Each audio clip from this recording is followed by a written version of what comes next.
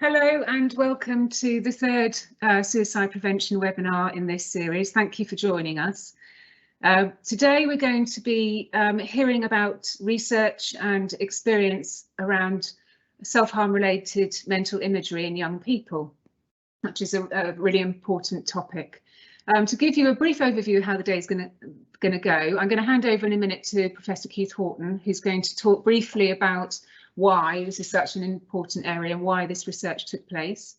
He's going to hand over to Karima Susi, who's a clinical psychologist who was with us while she was doing her training and is now working in Leicestershire.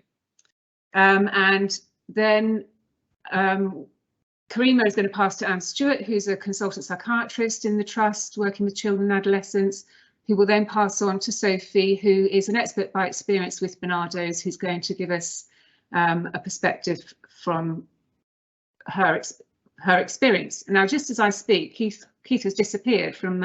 Oh, he's back. He just disappeared from the waiting room, from the green room, but he's back. So I'll give him a second to become visible, and then I will pass on. Can I just ask that any questions, please put them in the Q&A from the minute you get them, because we're going to have a good 20 minutes towards the end of this hour together to go through those questions. So please keep them coming. Thank you. Keith, I will pass over to you. Thanks very much.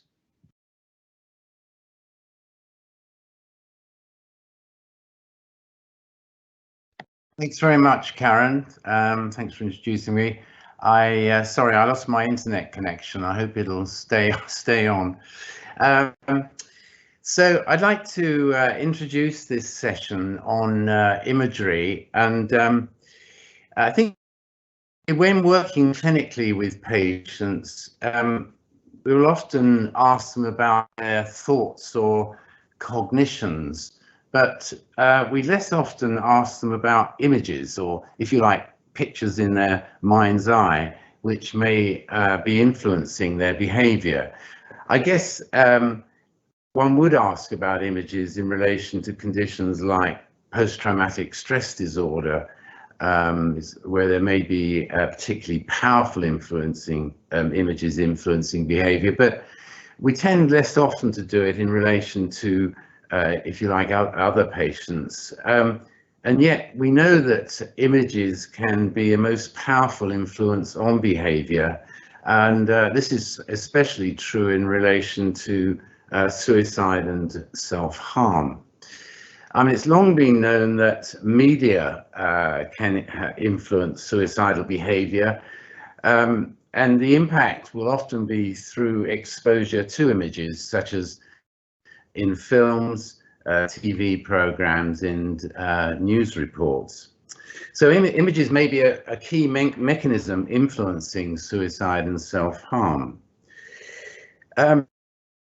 And this has become even more important with obviously the powerful influence of the internet, particularly images on websites, images that maybe come through social media, and particularly in young people.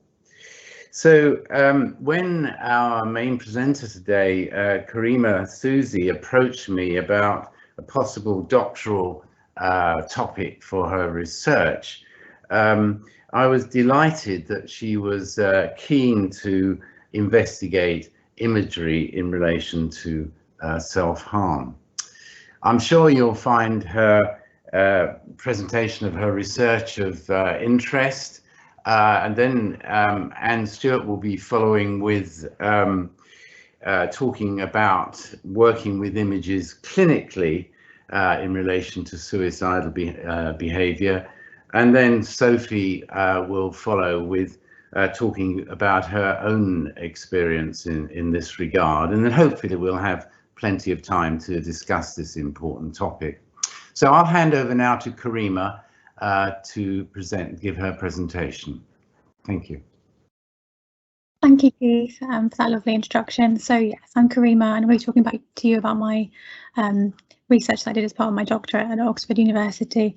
And just to say, as a bit of a sensitivity warning, I will be sharing some quotes that young people have shared with me as part of my research, so just as a slight warning.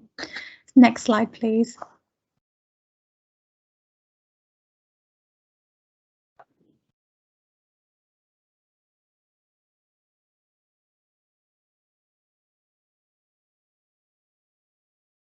Thank you. So, yes, so we know that one of the main functions of self-harm is to regulate negative affect. And the emotional cascade theory by Selby and Joyner talks about how people will self-harm to break the vicious cycle of kind of increasingly distressing cognitive processes like rumination. And so self-harm can become negatively reinforced in that way. And mental imagery, and what we mean by that is kind of images in your mind. And I guess if you all think about this morning when you had your breakfast, you might imagine what it smells like. You can imagine maybe smelling the coffee, what it tasted like, what it looked like in your mind, and it might even cause you to salivate as you're thinking back now. And I guess all of that is part of mental imagery and just shows how powerful it is.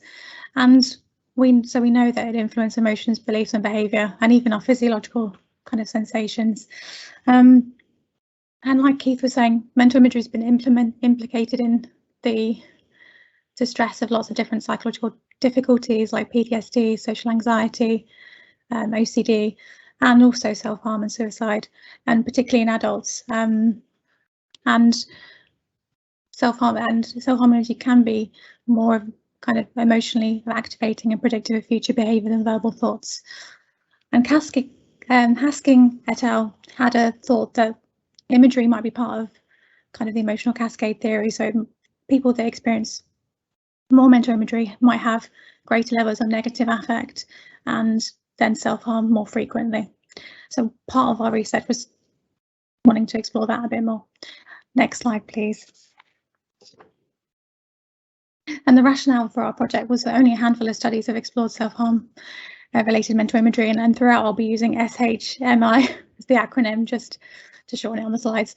But most of the research has been adults, most of the research has been quantitative. There's been very little evidence and research in young people. So Disimplico found 82% of young people reported experiencing self-harm related mental imagery before they self-harmed in a diary study. And Lawrence et al. Has recently found that the odds of engaging in suicidal behaviour increased if people had mental imagery. In terms of the Rory O'Connor's model of kind of motivational volitional model that you might hear about next week, we know that imagery is part of that model in terms of a volitional moderator, so kind of increasing the likelihood of self-harm, so ideation to enactment. But we don't know much about how young people experience imagery and how they respond to imagery.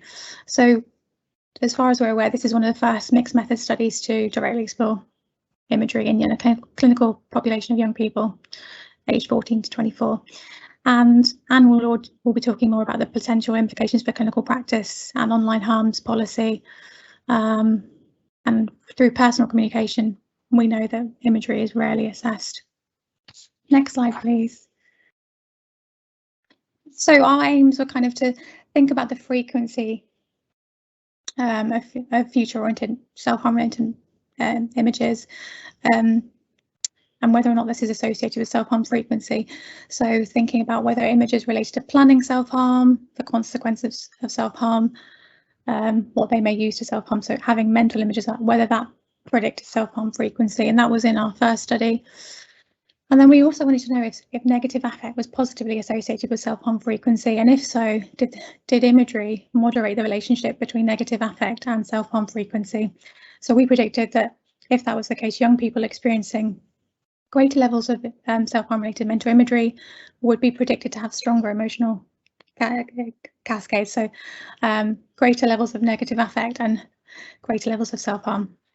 And we also wanted to explore the function and experience of self-harm in relation to and imagery in relation to self-harm. So thinking about the ideation to enactment process, which we did with more kind of qualitative methodology. Next slide, please.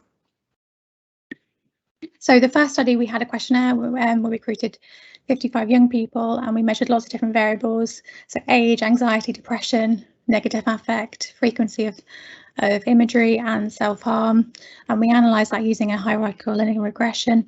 And then study 2 was a qualitative semi-structured interview where we interviewed 16 people that we recruited from study 1 that all experienced imagery, and we analysed that using a thematic analysis. And before and after each study, we assessed their mood to think about impact of asking of self-harm and suicide and imagery. And we also recruited clinicians from 21 NHS teams, and all the people that took part had self-harmed in the last 2 months. Next slide, please. So a bit of demographics. So we recruited 55 people, mostly female, with a mean age of 16, and 87% were white. We asked clinicians for their diagnostic kind of information. As you can see, there was a range because we recruited transdiagnostically across different teams, but depression, anxiety, social anxiety were the kind of main diagnoses that people presented with. Next slide, please. But in terms of the results and how many people experienced imagery, so 96% reported experiencing self-harm related to imagery before self-harm. So that's pretty much everyone apart from one person. And through the hierarchical linear regression, self-harm imagery was associated with self-harm frequency. So it may be a predictor of self-harm, but obviously more research is needed. Surprisingly, negative affect was negatively associated with self-harm, so the opposite of what we expected. And I'll talk a bit later about what that might mean. Next slide, please. So, and just thinking about what Keith touched upon in terms of the online harm. So we did also ask questions about exposure to imagery on social media. And 73% had said that they had seen or heard content related to self-harm on social media, and 58% reported self-harm related mental imagery following social media use, and 40% reported self-harming after viewing self-harm content. So I guess this just highlights a bit of what Keith was saying about the importance of exploring possible links between online imagery exposure, self-harm related mental imagery, and self-harm. Next slide, please. And then the qualitative study, we recruited 16 people, so there were age ranges from 14 to 19, mostly female, and the main self-harm method was cutting. Next slide, please. And we had 3 main themes, so our origins of imagery, impact of imagery, and factors affecting the impact of imagery, with 10 sub-themes. And this related to the origins of imagery, related to internal and external, so internally generated origins in relation to the mood or the emotions, so feeling quite overwhelmed. External origins of imagery in terms of if someone had been upset or had some interpersonal conflict or had an argument with someone, that could then trigger imagery related to self-harm. The impact of imagery could be increase distress, but it could also alleviate distress. Behaviourally,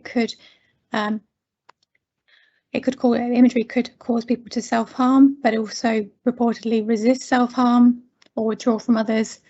Cognitively, often people found imagery quite intrusive and preoccupying, and some people did report physiological sensations, kind of feeling an itch where they may self-harm.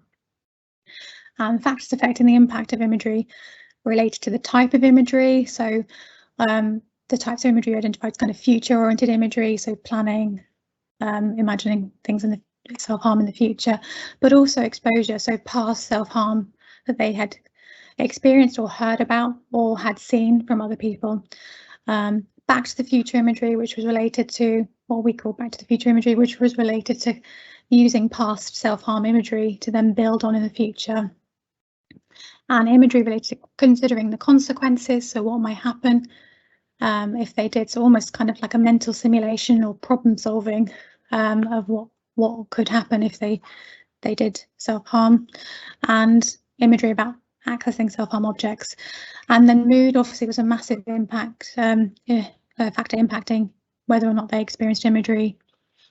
And in terms of whether or not they acted on the imagery related to imagery characteristics, so the more frequent the imagery was, the duration, the intensity and strength, the more likely they were to act on the imagery. And imagery is often talked about as being more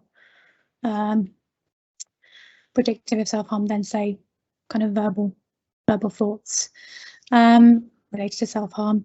And then the appraisal of imagery, so people that had images and thought they should self-harm or they can self-harm were more likely to act on images compared to those that had appraisals where they shouldn't self-harm. Next slide, please.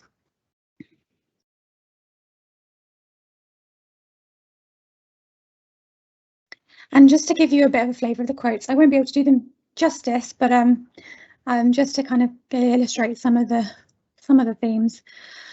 So in talking about internal origins of imagery, so participant 8 said sometimes images will just come out of nowhere and it will urge me to kind of self-harm. In terms of an example, an external origin of imagery, so participant 14 said, my sister just said something and instead of like thinking, oh, I want to self-harm, I just saw visually like self-harming. So then I did, and that's really important because I think it illustrates how people can get images related to self-harm without having thoughts about self-harm, which is why we need to ask about both images and thoughts. Next slide, please. And then just some illustrated quotes about the impact of imagery. So behaviourally, it could push people to self-harm. So participant 6 said, needs to happen in order for me to hurt myself in the first place, because honestly, I don't think without these images I would self-harm. They're very scary, so the only time imagery goes if I cut.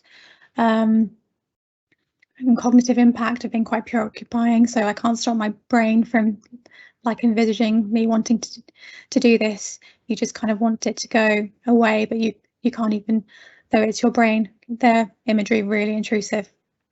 And then also could give rise to relief, so could be emotionally distressing but also bring about comfort. So participant 16 said sometimes comforting, because sometimes it's just enough to imagine it. So imagine the self-harm, that kind of like that brings relief in itself. Sometimes it's enough. So kind of almost the image in itself brought relief without having to act on the image. Next slide, please. And then factors affecting the impact, so just some quotes. So considering the consequences, so participant 4 talks about imagining pictures of their friends or family and how they would react if they found out. People often talked about also thinking about the consequences of themselves and what that would mean in terms of imagining going back into inpatient admission or things like that. And mood was obviously important in terms of thinking about, so participant 14 said if it's a lower level trigger, just like, oh, I'm just upset, maybe I want to do that, then I probably won't really see imagery, and that probably also means I can just ignore that feeling. So imagery really being tied into the mood. And I guess frequency was also important, but it wasn't the only thing. So participant 12 reported, if I had that image very, very, very often, frequently, it will just feel incredibly overwhelming to the point like I feel like I have to self-harm. And again, the appraisal was very important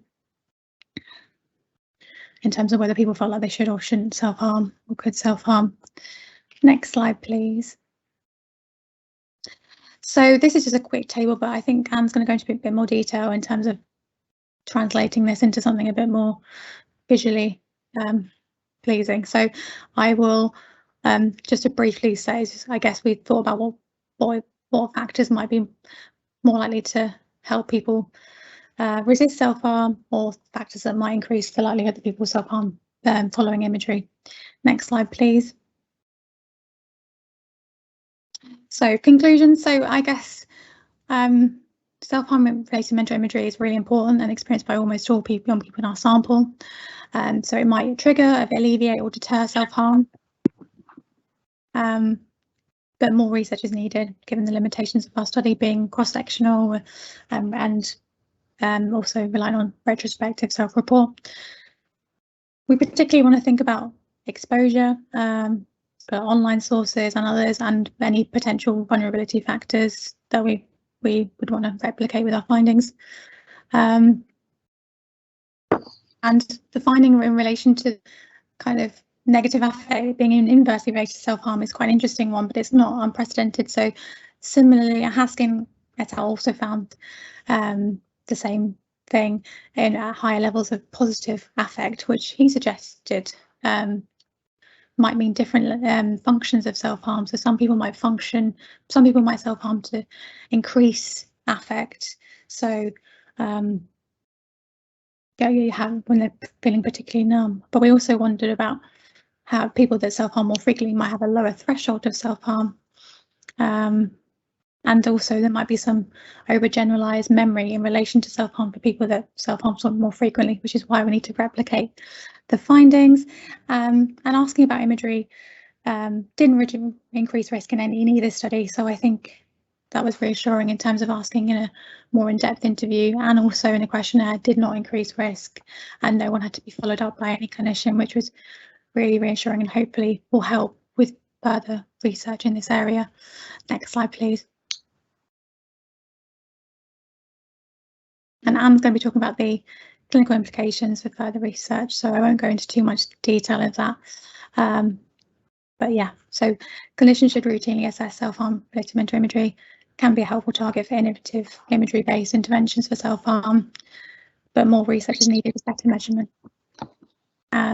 Yes, and that is the end of mine. So I'm going to hand over to Anne now.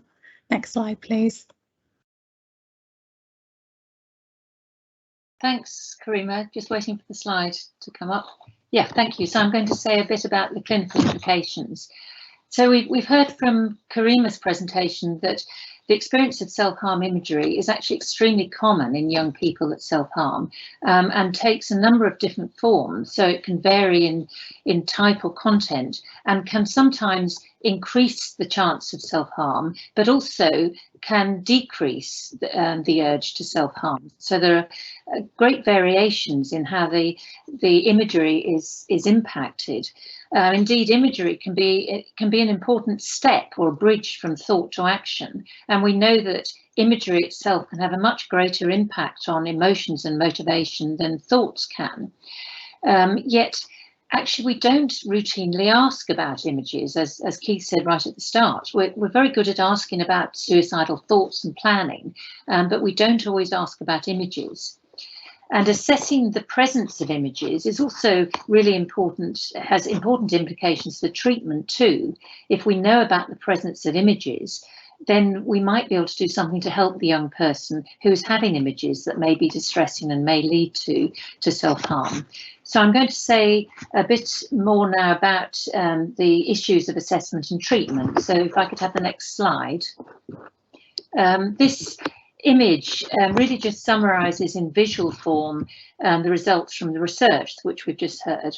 And as you see, I've put self-harm imagery right in the middle because it appears to be an important part of the transition to either resisting the urges or to acting out and actually carrying out self-harm. And then there are the factors which Karima talked about which can affect the impact. And research has consistently found that graphic self-harm imagery can actually habituate the young person to self-harm, which can then contribute to the suicidal process. So it's really important in assessment of imagery to understand what's going on here, what the process actually is. So next slide, please. So in assessment of self-harm imagery, there are obviously a number of things that we need to ask about and understand, but the crucial thing first is to find out if the young person actually knows what imagery is, because sometimes it's quite hard to differentiate between imagery and thoughts. We may give some examples, so actually asking the young person to look at an object in the room like a book or a mug and then turning away and imagining the object in their mind's eye. Or another example might be to imagine their house, the front of their house, and how many windows there are. So the young person can see that imagery is actually a normal part of everyday life. And once we're clear that the young person knows what imagery is, then we can move on to thinking about the experience of imagery in relation to self-harm. And we might ask for examples of this and inquire about whether imagery is actually part of the process leading to self-harm. We'll also want to know where the imagery comes from, and Karima alluded to the internal origin and also the external origin. Does it come from images that the young person has seen on social media or the internet, or is it entirely generated from their mind? It's also important to ask about any experiences of positive imagery, which may be unrelated to self-harm, but it's quite important to ask about this because it may be helpful in terms of treatment. Next slide. What about then the experience of self-harm imagery itself? What is it that we want to know, and how can we explore this in more detail? So we need to know, first of all, does it occur, how common it is, what the content is, how vivid it might be, whether the images are intrusive so that the young person just can't get them out of their mind. And it's useful here to get examples of images. And do the images relate to something that's happened in the past, or is it about something they imagine in the future, the so-called flash forward imagery, which Karima mentioned? What's the perspective? Is the young person seeing the perspective from themselves? They're observing the self-harm, maybe seeing themselves cutting or engaging in self-harm, or is it imagery from the field perspective, what other people see, which might be, for example, other people seeing the funeral of the young person if they've died, for example. So what's the perspective of the imagery? And importantly, how do they interpret the images? What do they feel they should do in response to the image? Does the image seem like a warning or a premonition? Or is the young person afraid of what might happen if they have an image in their head? Does it feel as if the image can change reality for the young person? Does having the image make self-harm more or less likely for the young person? Or does it make it easier for them to decide what to actually do? So actually there may be a range of beliefs that's quite important to explore, ranging from magical thinking about the function of imagery to how it might facilitate decision making. And then we need to inquire about the consequences of having the imagery. What action does it actually lead to? Is this helpful or unhelpful? Does the young person actually try and suppress the imagery? Do they ask anyone for reassurance about it? Do they dwell on the content of the imagery? And in terms of contextual factors, are the images made worse by the mood they're in? Or what's happening round about them? So our research team are developing an assessment tool to make it easier to explore and ask about imagery. And we'll be very interested in hearing the views of Sophie in a minute about imagery, and also hearing the discussion when we come to it from clinicians as well, because we want to make the assessment tool relevant and useful for people. So next slide, please. And finally, an important implication is the possibility of incorporating imagery work into treatment. Now, imagery has been used in traditional healing for hundreds of years. And in fact, Burton, in his Anatomy of Melancholy in the early 17th century, talked about the power of imagery in treatment. And then at the outset of CBT in the 70s, Aaron Beck talked about the important role of imagery. But it's only in the last 15 to 20 years that there's been a systematic attempt to actually identify what the role of imagery might be and how we can actually use it in treatment. And research has looked at a number of other disorders, so anxiety and social anxiety, depression, and PTSD, as Keith mentioned as well. These studies in these areas have really looked at how imagery can be effective in treatment. So in PTSD, doing imaginal reliving is a very important component of treatment in terms of reducing the emotional impact of the trauma and laying down normal memories. But very much less research has looked at the evidence for imagery work in self-harm. There's been a little bit in adults, but very little in young people. The study that I mentioned there, Scheitz et al., looked at an imagery rescripting intervention for adults engaging in self-harm. So changing elements of the image to make it less likely that a person will end up self-harming. But there's considerable scope for much more research in this area. So final slide, please.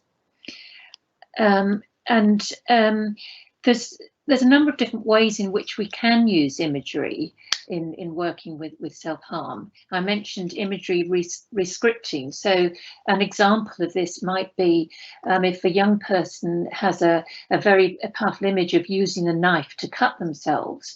In rescripting the image, you might work with the young person to develop a different image so that the knife might become a pen or a pencil for drawing instead of a knife being used for self-harm. So there are a number of different ways in which you might work with a young person to actually change the image or change the outcome of the image. Another example is distraction. So if a young person has really difficult, disturbing images, they might develop ways of actually distracting from the image, and mindfulness techniques might be helpful here to help the young person relate to images as images rather than reality. I should have said at the start actually that one of the starting points for working with images is to do a thorough formulation to understand what the role is of the images. And the other important thing to just bear in mind is that because images can be very intense and disturbing at times, it's very important to ground the young person at the end of the session as well, and think about positive images as a way of helping them actually reduce the emotion that might be generated. But I'm thinking a bit more about some of the research that there has been research, particularly in depression, looking at mental imagery simulation of positive activities. So one study found that if the young person was encouraged to think about themselves doing positive activities in behavioural activation, it can help the outcome and help them be more likely to do these activities. And studies have looked at targeting positive imagery that the young person may come up with themselves and building up positive imagery that can help with goals and help doing positive activities can be really useful. And interestingly, these are techniques that are used in sports psychology as well, because we know that if we develop positive images of ourselves, this can actually increase the likelihood that positive events will occur. So that's another way of working with young people with self-harm. And then finally, another avenue might be to actually target the origins of unhelpful images. So to look at where the images come from and help the young person maybe make wise choices about what they expose themselves to, because we know from research that exposing themselves to negative images online can sometimes be very unhelpful. And of course there are policy implications here too about images that are available online. So that's as far as I'm going to go now, but I'm going to be very interested to hear what Sophie has to say and then the discussion. So I'll hand over now to Sophie to give us her perspective on images. So thank you, Sophie.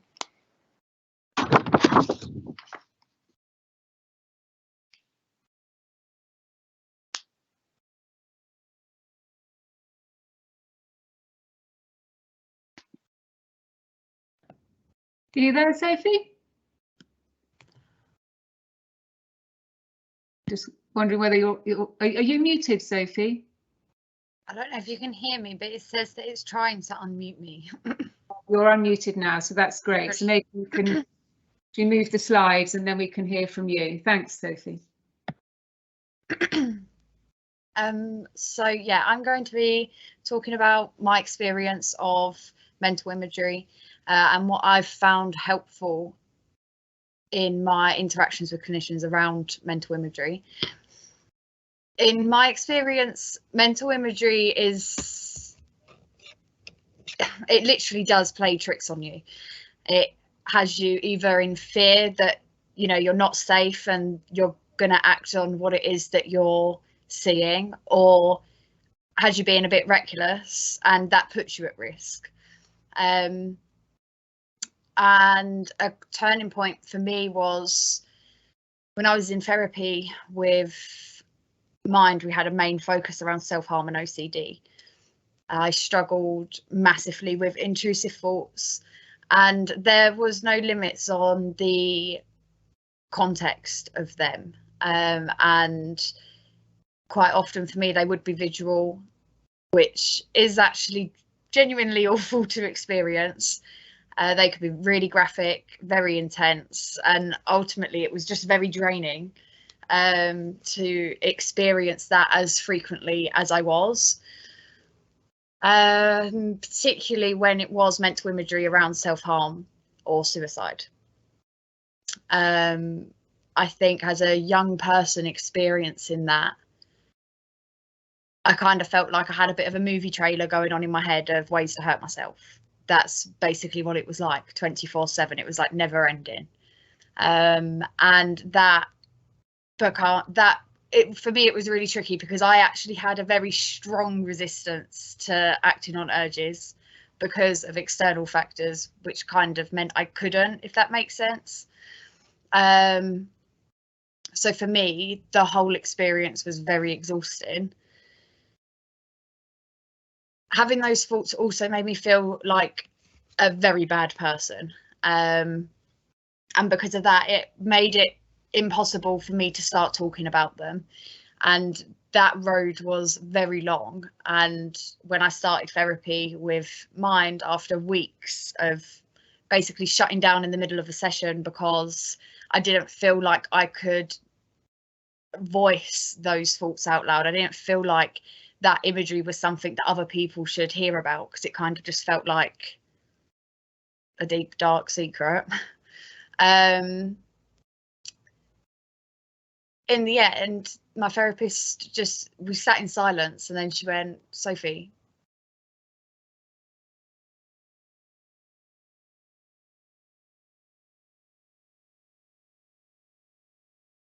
Have we lost Sophie there?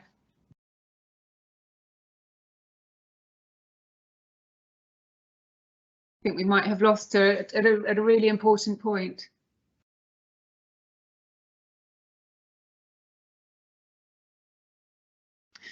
Okay, so I'm sure Sophie will try and get back to the session to carry on sharing her experience. So we'll keep an eye on her visual to see if it starts moving again. Perhaps whilst we're waiting, if there's any questions, please start to post them in the Q&A section, and we'll address those in the discussion. Thank you to the presenters so far. Heath, did you want to share a few reflections on the presentation so far? I've noticed you've unmuted yourself. Well, I was just struck by what Sophie said about the impact of images on her sense of self and being a bad person, and you know, not wishing to share the images. It really brings home how important the images are, not only in, well, I guess then indirectly driving the behavior because of the effect it had on, you know, how she and other people may feel about themselves as people, which is going to add considerably to distress. So I thought that was a really important point. I think Sophie's back now, so I'll switch off. Thanks. Yeah, sorry, Teams had a glitch. It literally just, the whole thing just shut down on me, and I was like, right, brilliant. Back. But yeah, she, in the end, she just said to me, Sophie, a thought is just a thought. People have hundreds and thousands of thoughts every single day. Just because yours are visual or they feel extreme, it doesn't make you a bad person for them. And I actually think I got her to write that, like, a thought is just a thought, down on a bit of paper, because that for me kind of acted as reassurance when I was having that mental imagery, and it, you know, decreased the intensity of how I was feeling because I had that reassurance from someone else. But then in the end, what I'd done was I asked for a bit of paper. I wrote down the specific example of mental imagery we was trying to talk about. It took half an hour for her to get that bit of paper. It really was a step-by-step process of just taking it one step at a time. But in the end, we spoke about it. And now looking back, all I can remember is feeling relief afterwards, because it didn't feel like the power was all in my head anymore. It felt like I took control of that thought again, and I didn't feel like a fizzy can about to explode, basically. Which is why I think it's very important for clinicians to be comfortable about asking about mental imagery, because the more comfortable the clinician is around the topic, the more safe the young person's going to feel in talking about it. Actually, all of the questions that Anne was mentioning previously, I think if I had have been asked those questions sooner, I probably would have been able to handle that mental imagery a lot easier. Those questions for me came way further down the line when I ended up working with a particular clinician. If it's across the board, I think that will help a lot of young people.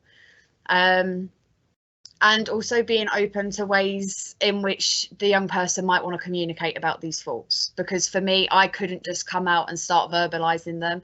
It took me writing it down first, and it stayed like that for a couple of weeks, and then eventually I kind of felt a bit more safer talking about certain thoughts. Others still took a bit more time, but it's just having that different way of communicating where the young person actually feels like they're in control of talking about it, because then there's a chance that they're going to feel in control of the thought and they're not going to act on it. And grounding, and mentioned grounding, and for me that is also a very important thing in talking about mental imagery. I went through a period of time where I was really struggling with intrusive thoughts of jumping off of car parks. It made me avoid town. I avoided supermarkets. It was a tricky period for me. In the end, after being able to talk about it, and after discussing it, we done grounding techniques, which kept me in the room. It kept me present. My head didn't wander. I didn't get caught up in thinking about it. It enabled us to actually change what I was thinking. So when I was walking to the supermarket, instead of imagining jumping off of a car park, I was imagining walking on a beach. And that's all I was picturing in my head, is walking across a beach that I'd walked across before. And that got me in the supermarket, around the supermarket, and back in the direction of home. And I've just found it a very helpful technique in being able to overcome restrictions that imagery was having on me. So yeah, they're kind of key things that I think are quite important. And just having an open communication with the young person, ask them if they feel like they're at risk of acting on it. It doesn't necessarily mean red flags just because they're having these thoughts. And yeah, I will pass back over to Karen, I believe. Thank you so much, Sophie, for sharing your thoughts there. When teams took you out, Keith was sort of talking about you sharing the sort of thoughts, the negative thoughts about yourself that resulted from you experiencing such strong self-imagery, and that's something, of course, that we need to be really mindful about when we're asking about it, that level of distress that people experience. And certainly there's so much from what you said. I think some of the main things that I've taken is that need to be able to hear from you in your language, so getting you to write about it, so that helps you start to take control of sharing your experiences of mental imagery. And if you're feeling in control when you're talking about it, then you're more likely to feel in control of those thoughts, and perhaps in a better position to learn strategies to help do that. So thank you so much. So this part of the session, let me just show you this, Sophie. Thank you, Sophie, for sharing and your honesty. A thought is just a thought is great. I also like fear, F-E-A-R, false evidence appearing real. So that's come from someone. So I'll go to the questions, and what would be great now is, you know, like I said, do keep them coming, and let's have an open discussion about, I guess, some of the challenges we can encounter when asking about mental imagery. As Sophie said, that if the clinician is anxious or not comfortable, then that can infiltrate the dynamic. So we need to learn to ask with ease, don't we? So there's a question here: can seeing these images expose the person to the idea of self-harm and make them more able to self-harm? Karima, perhaps I can start with you with this one, because I think this came up in your research. Yeah, thanks, Karen. Yeah, so a lot of people in our study talked about how having mental images of self-harm made them more likely to self-harm in the ways, particularly if the imagery that they were having was congruent, so it was the same method that they might use to self-harm normally. So yes, is the short answer. I don't know if anyone else wants to add more, but I guess we need more kind of, we want to look more into this, and also be kind of, so we've got plans to do follow-up work in terms of thinking about interventions, and also the kind of more timely experience of imagery and the process between thinking about self-harm and acting on it. So definitely more research needed. Thanks, Karima. Anne, did you want to come in? Yeah, I mean, just to add to what Karima said, that the exposure to images can normalise self-harm and also habituate. So in line with the interpersonal theory of suicide, in terms of increasing the capacity to self-harm, that's what images can do. They can increase that process of being able to do it, because it becomes more normal, and the young person gets used to the image of themselves self-harming, so it can make it more likely. Yeah, that seems to be what the research says. I don't know, Keith, maybe you want to add something to that as well. Well, I was just going to focus a bit on the fact that about methods of self-harm. I mean, obviously, as Karima presented, most of the participants in her research were primarily involved in self-cutting. I mean, Sophie obviously talked about other methods, and I think it's really important that we you know, aware that imagery about suicidal behaviour can cover all sorts of methods, some, you know, particularly dangerous methods. And I mean, this is why, you know, one's really concerned about what gets shown in films, TV programs, and so on. Not that one wants to pretend that these that, you know, certain methods aren't used and so on, but there's certain types of exposure, and I guess the context of how images are presented can be very important. But you know, it is one of the reasons why one's so concerned about you know, what is put out in the media, and of course, you know, online one really has very little control over it. I mean, I talked a bit about, I think it was last time, about the online harms bill, or online safety bill, but people tend to know it as the online harms bill, that's currently going through Parliament. And of course that has been spurred very much by deaths by suicide of very young teenagers, and it became very apparent that on looking at their computers and so on, that they had been exposed to images of very, very dangerous, not that all acts of self-harm aren't potentially dangerous, but very dangerous methods, lethal methods, and indeed that was how they ended their lives. So it is important to think about it across the spectrum of self-harm. Thanks, Keith. Sophie, did you have anything to add to that question and discussion?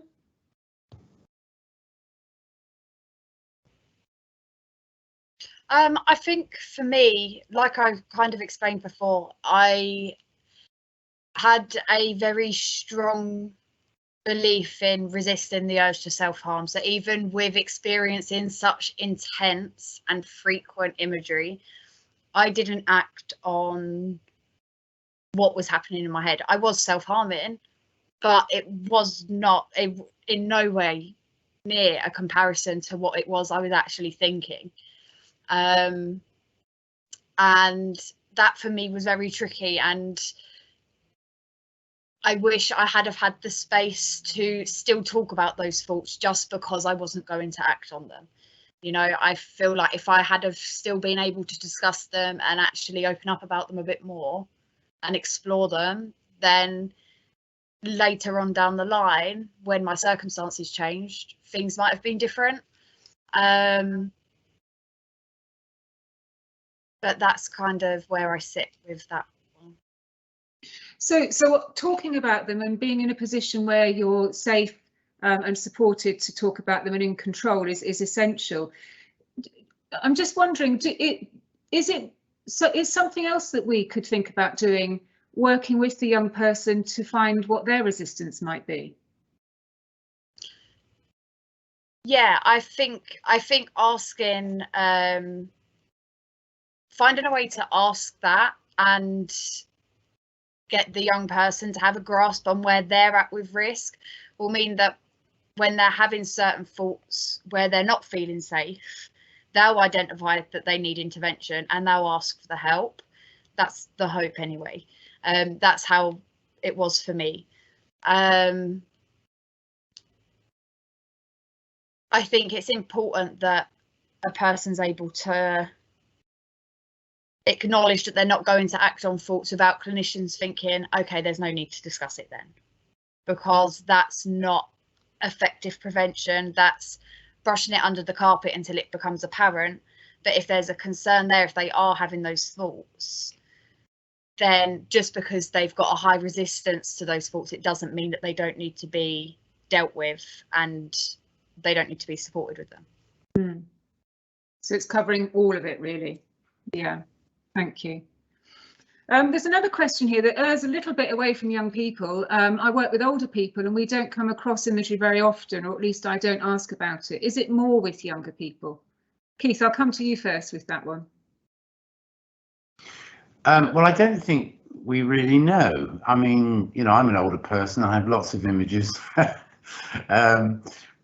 no, I think we don't really know. I don't know. I mean, Anna or Karima might know. I don't think there's been much done in older adults in terms of images. I suspect it's just as important, except I guess young people are much more exposed because of their tendency to the internet particularly, and they're probably much more exposed to images, but I don't know of any evidence that you know, it's not an important factor in suicidal behavior in older people. I would think it is. I mean, it's obviously an area that needs research, but maybe Karima or Anne might know whether there's work in that area. I'm not aware of any work in the area. No, I don't know any research with older people, but I mean, it may be that actually imagery isn't inquired about in older people. But yeah, it's a very fruitful area for research, certainly. There's no reason to think imagery is not going to be important in older people.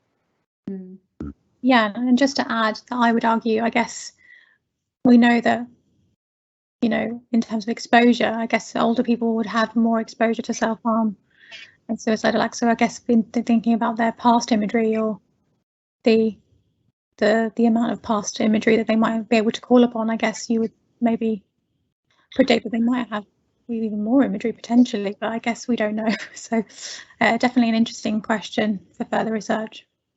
Definitely, and clinically, perhaps the message is, let's ask, and you know, then we'll find out, and if it's there, then maybe we can help people share and talk about that to help work towards easing that distress. Thanks for that question. There's one here. Can you please explain why our subconscious minds perceive the mental imagery as a real event? So This time I'll go to Anne first, please. No, it's an interesting question, but I would say first of all that actually we don't always perceive the mental imagery as a real event, but it may be that certain circumstances or the mood or mental state we're in might actually make it more likely that we experience it as a real event. So, for example, if we're severely depressed, our imagery may be experienced as real. Or if we're going through a particularly difficult time, or we're psychotic, imagery may be perceived as real. But I'd say it's not always perceived as real. But when we're asking about imagery, we need to find out a bit more about the context and how people do perceive their imagery. Thank you. So I'm going to move on because I've only got 2 questions, and I think one comment and one question really. So I think we can fit these in. Firstly, Karima, were there any trends related to the age when the young person started self-harming, or the number of years they'd self-harmed for? That's a really good question. That is something we've collected, but we haven't looked at yet. So we are going to be looking at that.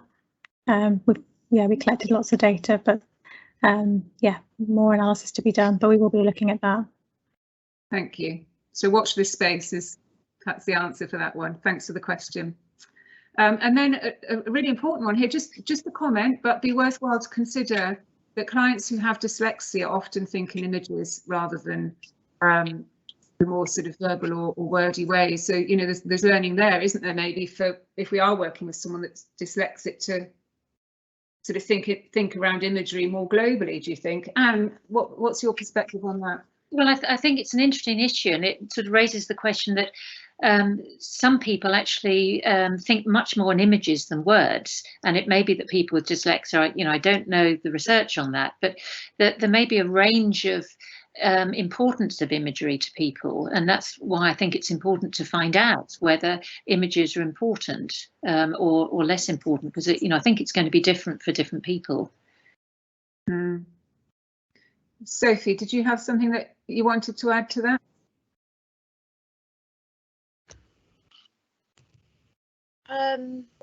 No, I don't think so. It was just I do have an additional thought, but you can come back to me in a second if you like. No, I'll tell you what, let's come to that. If you're ready to share it, let's do that now, because we've only got 3 minutes and I'd love to hear. Yeah, just basically I picked up in the PowerPoint presentation that asking about mental imagery didn't increase risk in either study, and I think that's really important for clinicians to remember. I know this is just one example, but actually I can imagine that from a clinician's perspective, it's quite daunting asking about that, because you don't know what the outcome of it will be. You know, for some people, it might solidify the fault, and actually it might then lead to planning, and then you have to approach it in a different way. But definitely in my experience, I found that talking about it gave me a different side of control. That didn't increase my risk. If anything, it gave me peace of mind and allowed me to start moving forward with it. That was kind of one of the things that I picked up on that I think is really important to be took forward. Thank you so much. That is such a good place to bring today to a close on that really, really important note, Sophie. So thank you very much. Thank you to all of our speakers today, Karima, Anne, Keith and Sophie. Thanks to all of you for joining us. The recording will be available on the intranet from probably tomorrow. So there's been a few comments saying, please can we see the recording? It will be there along with the slides. Katerina, thank you so much for being there and enabling this to happen. So we'll end the webinar there. Thanks once again. Bye-bye. Thank you. Bye-bye. Bye.